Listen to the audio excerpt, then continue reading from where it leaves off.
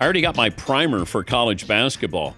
I got it's like Cliff Notes version. It's like college where I'd wait till the night before and I'd go, I'll study for this final. So Kentucky beat Tennessee. Those are two ranked teams. Michigan upset Purdue. Indiana won at Michigan State. Kansas State defeated number 13 Arizona. And UConn won against number 24 Creighton. So that's just my little primer here as I get ready for March Madness coming up here. 877-3DP Show. Email address dp@danpatrick.com. Twitter handle at DP Show. Good morning if you're watching on Peacock, our streaming partner, and our radio affiliates around the country. He's Nick Wright, host of First Things First on Fox Sports 1 and What's Right with Nick Wright on YouTube, wherever you get your podcast. Thanks for joining us. Let's go back to Sunday morning. Your level of confidence was what? Extremely high. Listen, I said to you, I think, I'm sure I did, that I knew they could lose. I thought it was 0% they lost to the Texans. I thought they could lose to the Bills, but I would have been shocked. And I thought they could lose to the Eagles, but I would have been shocked. What I obviously did not anticipate at all was the method in which they lost. And one of the reasons I was so confident is I had said this is a team that you can't blow out, and if it's close late, you trust Patrick. And so I didn't think the Chiefs were going to blow out Philly. You know, I have respect for Philly, and I think they're a great roster and even better than I expected. But yeah, my confidence Sunday morning, maybe what might be more instructive is my confidence Saturday night, Dan, when at a few Super Bowl parties, a few drinks in, every Eagles fan I saw, if they started talking to me, I'd very earnestly look them in the eye and say, I really hope tonight is one of the best nights of your life because tomorrow is going to be one of the worst. Oh, my God. And that didn't, it happens, I suppose. When did you realize you were in trouble during the game? Probably later than I should have, Dan, to be honest with you. 10-0, I felt fine. They've come back from 10-0 down in every not 10-0, but 10 down in every Super Bowl. The pick six even, obviously at that moment, I'm like, oh, you're up against it now. But I still felt, okay, get the ball, score, get the ball after half, fine. The 3 and out after the pick six, everyone points to the interception the next drive. But the 3 and out is what was, to me, really concerning because it was like, oh, they know now they've got to go and they don't have answers. So in that moment, I was like, oh, they're probably cooked. But then one of the downsides, Dan, to a long halftime, so you have enough time to walk around, and I had gosh darn it, I think addicts call it a moment of clarity. And I was like, this whole thing started down 24-0. The first Super Bowl they ever won. Down 24-0 and then go on a run. And now down 24-0 with Mr. 28-3 in the booth to pull off the three-peat. I'm like, oh my, and I'm now at halftime. I spent most of the time formulating my Monday argument as to why a 24-0 comeback is so much better than a 28-3 comeback. And turns out I won't need that argument. But how do you explain this? If somebody didn't see it, you would say, this is why it happened. I would say the two most basic reasons are as follows. And they both oddly have a direct game corollary. And same game. Reason one, the single most, and this is not high-level analysis, but it's just a truism of football. The single most effective way to disrupt a great quarterback is if you can get constant pressure without sending extra guys. Because they're already at a numbers disadvantage. You got 5 blocking 4 and the quarterback. So if you can get pressure with those 4, your 7 get to guard their 5, right? And so that's the single best way to do it. They did it brilliantly. It was the best any team had done it in at least 15 years in a Super Bowl. More on that in a moment. And the second reason is for the first time all year, the moment got to the team and got to Patrick. They have been like, I'm not here to make excuses. I will give context if people want to act like Patrick is the first. In fact, he just joins every other quarterback ever to have a truly brutal playoff game. But the moment got to him, it felt like.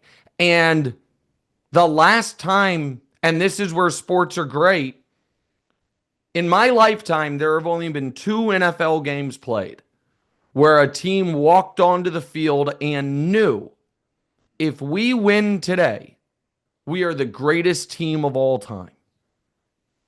The '07 Super Bowl, Patriots Giants, and this year's Super Bowl. Now, different greatest team. '07 was going for single season, Chiefs going for the greatest, stretch.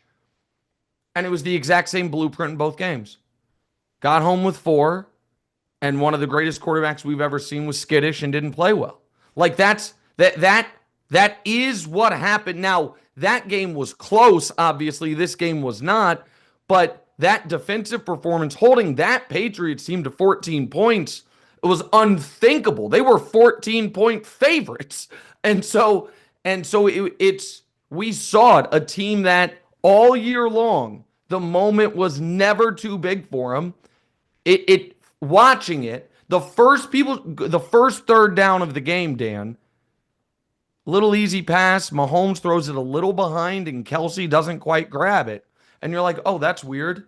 That was an important play. It's Kelsey and it's Mahomes, and they were both a little off, and that was the story of the game.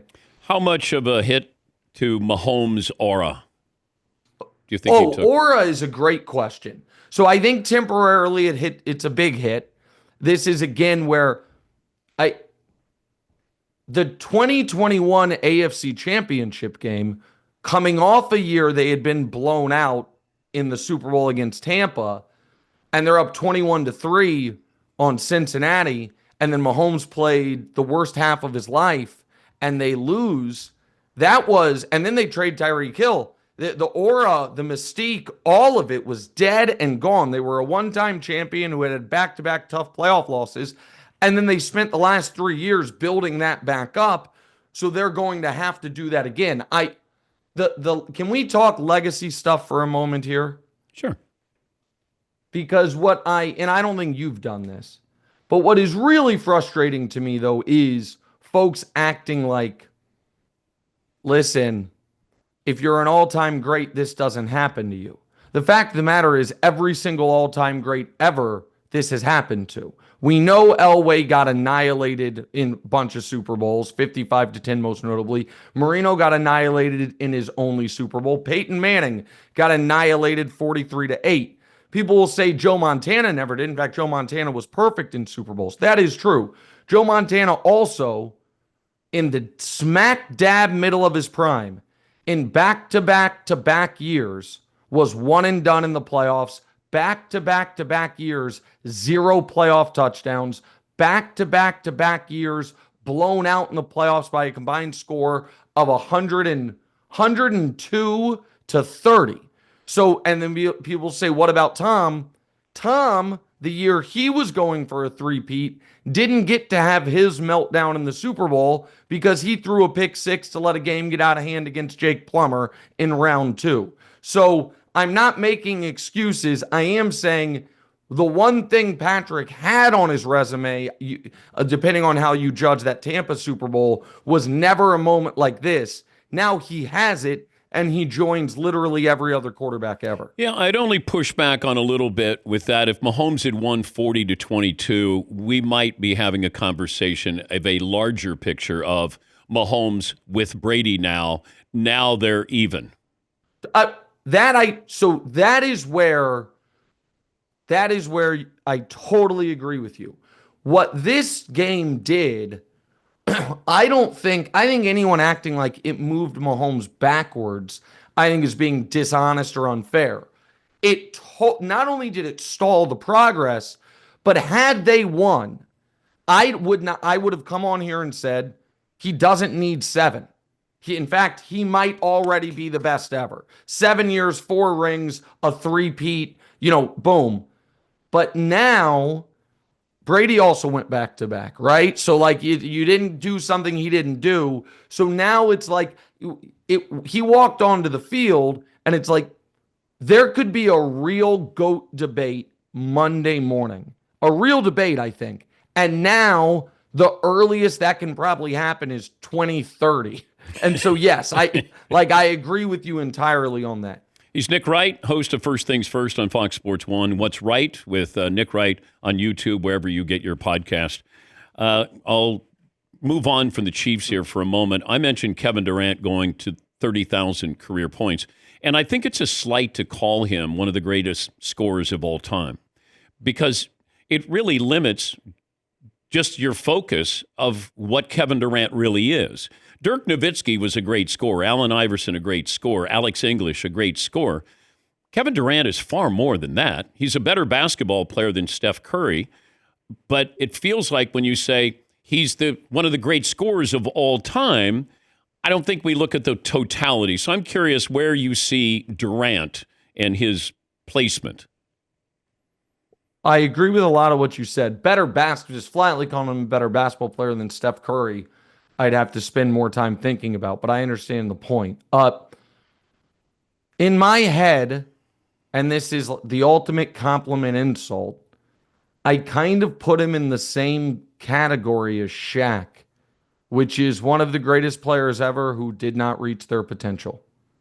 So, like, he's one of the 15 to 20 greatest players of all time, and that was probably a worst case scenario for him. And that's a bummer. Kevin Durant lived in the conference finals or NBA finals for his 20s. And in his 30s, he hasn't made it out of round 2. He is, he's this basketball nomad. His very ardent belief that it is not my job to be a leader has clearly hurt him. He has picked strange bedfellows. There's just a lot of stuff where I had somebody that is incredibly close to a different all-time great. Say, if you had lined up every top 20 player ever, blacktop style, picking teams, and there was someone who'd never seen any of them play, and you described their attributes to the guy. It's like, hey, who do you want first overall? And you go to Jordan, and it's like, well, he's about average height for the people here. He's, the second or third best athlete. There's about 7 guys that can shoot better than him. There's a couple guys who can dribble better than him, but he is a crazy competitor, like insane competitor. You gotta be like, okay, who else you got? I'm like, all right, and describe LeBron. He's the best athlete here. There's 10 guys who can dribble better than him. There's 2 guys who can pass better than him. There's 7 guys who can shoot better than him. You're like, okay, who's the next guy? Who's the tall guy? It's like, oh, him? Well, he's the second best shooter here. He's the second tallest person here. He's the 4th best dribbler here. They'd be like, oh, I want him. Like, he's going to be my first pick of every basketball player ever. And that's where I say he kind of didn't quite reach what he should have. Okay. Is that fair? Am I being unfair? No, I get it. The nomad, and I think if he had gone to the Wizards and led them to the play, like LeBron went back to Cleveland, and that cemented his legacy. Before I let you go, who had the worst weekend? Me. Mahomes? Me. Drake? Or you? Me. You couldn't. No matter who was on the list, it was going to be me. I know. Can I tell you a quick story? Okay. Is it a quick story? Probably not, but it's a great story. Okay. Can I take a break for your great story? Yes. Is it tease-worthy? It is. You will love it. Okay. Your group will love it. Okay. All right. We'll take a break. We'll come back with Nick Wright and his great story right after this. Well, let's see if it's a great story. If Mike Greenberg was selling this, he would be like, coming up, one of the greatest stories ever told. Get up. So Nick Wright is staying with us, of course, the host of First Things First on Fox Sports 1. What's Right with Nick Wright on YouTube, wherever you get your podcast. Had a rough weekend. Had a weekend that was worse than Mahomes or Drake, which is saying a lot. So First of all, what is this, a Ken Burns documentary? How long are your commercial breaks? My God, I said I'd sit through the break. I didn't know. I mean, my God. Well, So here's the benefit of, there's not a lot of benefits of the fact that you're not a listener to the ever-growing and very popular What's Right with Nick Wright podcast, hosted with my son, DeMonze. One of the benefits is you're going to get to hear the story for the first time. Subscribers and listeners got to hear it yesterday. Oh, okay. Subscribe on YouTube. Okay. All right. Saturday night for the Super Bowl, I'm at one of the many Super Bowl parties. Of course. You've met my wife. She's with her best friend. Both beautiful women. As often is the case, whenever we go to like some, nightclub type place, we haven't been in there 5 minutes. And all of a sudden, some group of fellas have been like, hey, we have a section. You guys want to sit here? They're wearing heels. So they're like, yeah. My wife then says to me, do you want to sit? I'm like, no, I'm going to go ahead and not sit in these fellas section who invited you in because you're beautiful and they have no idea we're together. You guys go ahead. I'll have fun. Circle around. UFC fights on a giant screen. So I'm just standing kind of close to the section, watching the UFC fight, having a few cocktails. At some point, after I stood there a while, a woman walks up to me, says, can I ask you a question? I'm like, of course. Why do you talk so bad about Jalen Hurts? I'm like, well, I don't know that I do. And, I do a little tap dancing. And she's like, no. And she seems to have some very quotables. Some I said, some I didn't. And I'm like, okay, okay. So here are the good things I've said. Here are the critical things I've said. I throw on some of that patented Nick Wright charm, and I figure we're going to be out of here quickly. Not budging an inch. And then I realized something Dan probably would have realized earlier had I not been a couple cocktails in. And I said, ma'am, may I ask you a question? She said, yeah. I said, are you Jalen Hurts' mother? She said, yes, I am. I'm like, God, dog it. I'm like, and I said, well, I'm now in a terrible position. She said, what do you mean? I'm like, well, you're his mom. I'm supposed to right now be like, ma'am, I'm so sorry. Your son's amazing. I'm playing a character on TV. Like, it's my job because you're his mom. I was like, however, I don't know if you respect me to begin with, but if I do that, you certainly won't. It's like, so now I feel like I have to say to you why I believe the somewhat negative things I've said about your son as a thrower of the football. And she's like, yes, go ahead. And Dan, when I tell you, I stood there for 15 minutes having a conversation about, like, listen, I thought he handled the benching at Alabama incredibly well. I think this. I was like, now, did I call him the weak link of the Eagles offense? I did. However, the context of that is I think they have a top two everything else. I think it's top two quarterback. And she really grilled me. And then I look to my sides and I'm like, I don't know if these are cousins, brothers, uncles, or whatever, but I'm now kind of flanked by what appears to be the Hurts family. And so she says to me at the end, she was like, what are you going to say? She didn't say it harshly. She said, what are you going to say when he wins? And because I'm me and I can't ever stop being me, I'm like, well, if he wins. She's like, no, when he wins. Yeah. And I was like, well, I got to see the game first, but then we'll see. And, it was nice. And I got out of there. I went outside sweating bullets. And I was like, I don't know what just happened, but that's my night before the Super Bowl story, Dan. Why didn't you have Jalen Hurts' mom on your YouTube podcast? Invite open. But that's called good producing right there. Well, so here, you know what? That opens the door to a second great story, and then I'll let you go. Is it going to be better than that story? No chance. Oh, because that wasn't a great story. What do you mean? Okay, let's go around the room. Todd, was that a great story? I think it was a good story. All right. An interesting Seton. story. It's a good story. All right. Marvin? Good story. Yeah. Paulie? I'm going very good. The tease and then it being the mom and the way he ramped up to it, I'm going very good. But not great. I was more concerned with your wife and her friend at a table full of guys. I know. I added that now that you've heard the story, totally irrelevant detail, just to make sure you were locked in, buddy, because I knew I knew that was the Chekhov's gun of the story, except it was never used. I need a better producer. I don't need, that's unfair. I love my producers, but not everybody can have a Fritzy.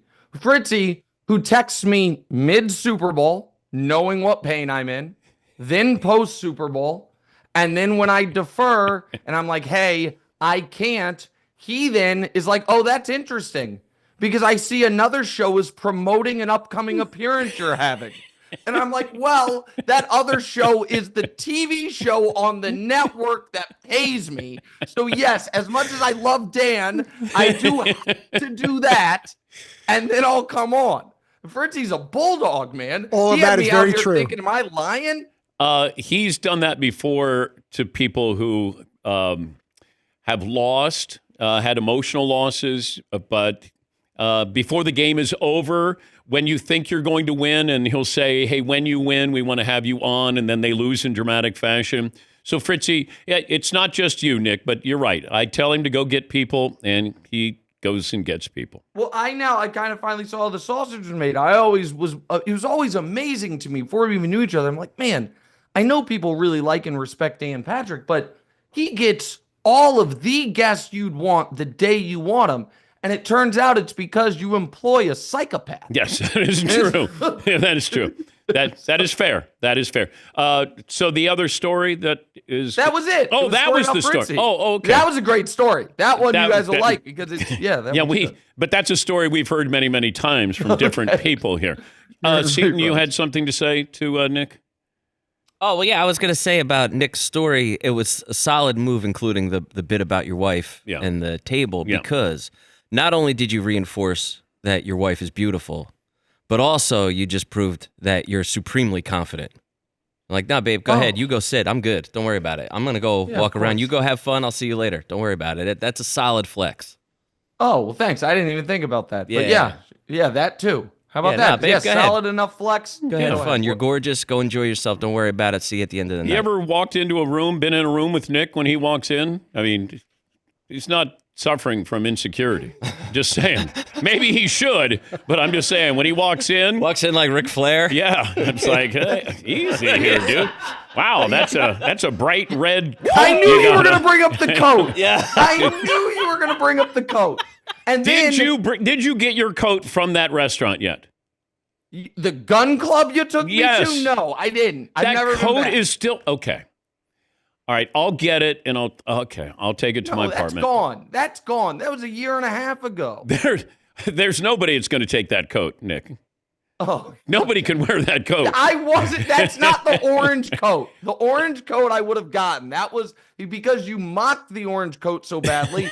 I wore a much more conservative, subdued. I think it's called camel coat, and I left it. I'll see you, man. How much money did you lose on Sunday?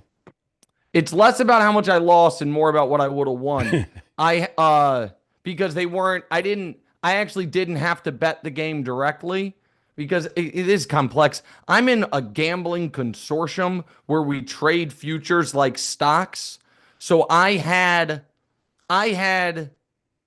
basically a downside risk of less than $10,000 if the Chiefs lost, and an upside of just north of 70 if they won. And a lot of people then would have just bet 30 on the Eagles and lock in a big profit. But there's a name for those people. They're called cowards. And so I just let it ride. Keep your head up. Keep your head up. As I told you Sunday night, keep your head up. Talk to you later. To Pete. Let's make shirts up.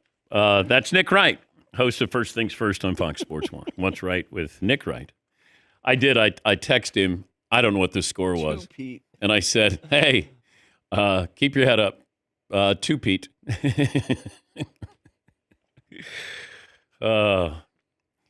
Yeah. Fritzy doesn't have that sensitivity gene. It's not there when it comes to getting a guest. I mean, you're very sensitive, a compassionate, warm person, but not when it comes to getting a guest. Sorry about your team. How about 10:20 tomorrow for Zoom? What do you think? Yes, Eaton. As referenced by Todd's text to Picture Day Ray, when the Lions are getting knocked out of the playoffs, say, hey, sorry about the bummer of a season. Way to end this way. Anyway, have that one sheet for me ready. Thanks. Yeah, no.